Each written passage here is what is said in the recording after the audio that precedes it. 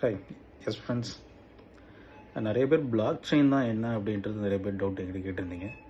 ஒரு சின்ன எக்ஸ்பிளைனாக மட்டும் நான் இப்போ சொல்கிறேன். பிளாக் செயின்றது ஒரு டெக்னாலஜி, ஆப்ரேட்டிங் சிஸ்டம் மாதிரி. நம்ம மொபைலுக்கு எப்படி ஆண்ட்ராய்டு, ஐஓஎஸ் அது மாதிரி அதுவும் ஒரு ஆப்ரேட்டிங் சிஸ்டம் தான். But safe and secured. Safe and செக்யூர்னால் சாதாரண சேஃப் அண்ட் செக்யூர்ட் கிடையாது. ரொம்ப ரொம்ப ஹைலி கான்ஃபிடென்ஷியல். அது எப்படி சொல்கிறாங்கன்னு பார்த்தீங்கன்னா, உருவாக்குனவங்களாலே அதை அழிக்க முடியாது நினச்சாலும். ஸோ ஒன்ஸ் அது கிரியேட்டட்னா அந்த டிரான்சாக்ஷனை டெலீட் பண்ண முடியாது. ஸோ அந்த அளவுக்கு ஒரு சேஃப் அண்ட் செக்யூர்டான ஒரு டெக்னாலஜி தான் பிளாக் செயின். இது உருவாக்குறதுக்கு பார்த்தீங்கன்னா பல ஆயிரம் கோடிக்கணக்கான ரூபாய் செலவாகும். எலக்ட்ரிசிட்டி, மேன் பவர், தென் நம்ம கேஷ் ஃப்ளோவும் அதில் இருக்குது. ஸோ அவ்வளோ ஈஸியாக அவ்வளோ சீக்கிரம் யாரும் இதை அடாப்ட் பண்ணுறதுக்கு முன் வரதில்லை. காரணம் அதுக்கான செலவினங்கள் தான். இருந்தாலும் அதையும் தாண்டி தான் பிளாக் செயினை கிரிப்டோவில் யூஸ் பண்ணுறாங்க.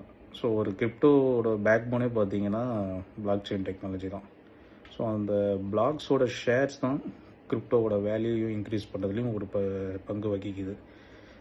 ஸோ பிளாக் செயினில் பண்ணுற எந்த ஒரு ப்ராஜெக்ட்ஸும் பயங்கர சேஃப் அண்ட் செக்யூர்டுனால பல்லாயிரக்கணக்கான இன்வெஸ்டர்ஸ் இதில் இன்வெஸ்ட் பண்ண முன் வராங்க. ஸோ இதுதான் ப்ராஜெக்ட்ஸ். பிளாக் செயினில் நடக்கிற, கிரிப்டோவில் நடக்கிற ப்ராஜெக்ட்ஸ் எல்லாமே பிளாக் செயினில் நடக்குது. சில கம்பெனிஸ், அதாவது ஃபினான்ஷியலாக இருக்கட்டும், பேங்கிங் செக்டர் ஆகட்டும், அல்லது கார்ப்பரேட் செக்டர் ஆகட்டும், அவங்களால ஓனாக பிளாக் செயின் டெக்னாலஜி செய்ய முடியலன்னா பிளாக் செயின் எங்கெங்கே எந்தெந்த கம்பெனிஸ் வச்சுருக்காங்களோ அவங்ககிட்ட ஹையர் பண்ணிக்கிறாங்க. அந்த டெக்னாலஜியை மந்த்லி பேசிஸ்லேயோ இயர்லி பேசிஸ்லேயோ ஹையர் பண்ணி அதுக்கான பேமெண்ட் பண்ணி பண்ணுறாங்க.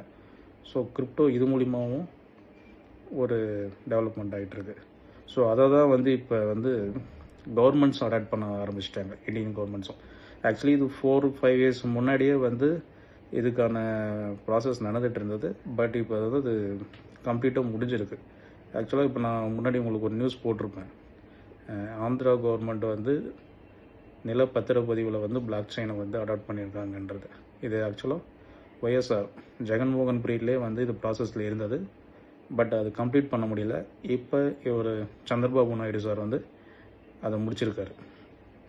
ஸோ இந்த பத்திரப்பதிவில் பிளாக் செயினை கொண்டு வரும்போது என்ன ஆகும்னா, எந்த விதமான மோசடியோ இல்லை மாற்றி பத்திரம் பண்ணுறதோ, அதில் நடக்கக்கூடிய தவறுகள் எந்த ஒரு தவறுமே நடக்கிறதுக்கு 100% இல்லை, க்ரோஸ்% அதுக்கு மேலேயுமான எதுவும் சான்ஸே கிடையாது. ஸோ ஒன்ஸ் ரெக்கார்ட் கிரியேட்டட், அதை ஒன்றுமே மாற்ற முடியாது. ஸோ இது எல்லா தரப்புலேயுமே எல்லாருக்குமே இது ரொம்ப யூஸ்ஃபுல்லாக இருக்கும். மோசடிகள் நடக்கிறது ரொம்ப ரொம்ப குறைஞ்சிரும். ரொம்ப இல்லை, கம்ப்ளீட்டாகவே குறைஞ்சிரும். தென் இதுக்கு முன்னாடியே பார்த்தீங்கன்னா நம்ம சென்ட்ரல் கவர்மெண்ட்டே பிளாக் செயினை அடாப்ட் பண்ணி சிபிடிசின்றது ஆல்ரெடி புழக்கத்தில் இருக்குது. Central banking digital currency. நம்ம இ-ரூபி அப்படின்னு கேள்விப்பட்டிருப்போம் இல்லைங்களா? ஸோ ஒவ்வொரு பேங்க்குக்குமே இ-ரூபின்ற ஒரு பிளாட்ஃபார்ம் கொடுத்துருக்காங்க, ஆப் இருக்குது. நம்மளது Axis bank Axis e RUPI, SBI e RUPI. So இது எல்லாமே பிளாக் செயினில் ஒர்க் ஆகிற மாதிரி தான் அவங்க பண்ணியிருக்காங்க. So every transaction has been monitored.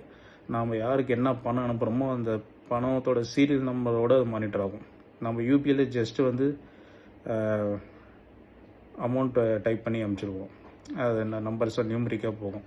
But சிபிடிசியில் நம்மளோட கரன்சியோட ஸ்பெசிமன் இருக்கும். அதை நம்ம மேலே ஸ்வைப் பண்ணுற மாதிரி இருக்கும். ஸோ அந்த ஒவ்வொரு நோட்டுக்குமே, சப்போஸ் ஒருத்தருக்கு 1000 ரூபீஸ் அனுப்புறதா இருந்தால் டெனாமினேஷன்ஸ் நமக்கு 1 ரூபீலேருந்தே ஷோ ஆகும் ஸ்பெசிமென்ஸ்.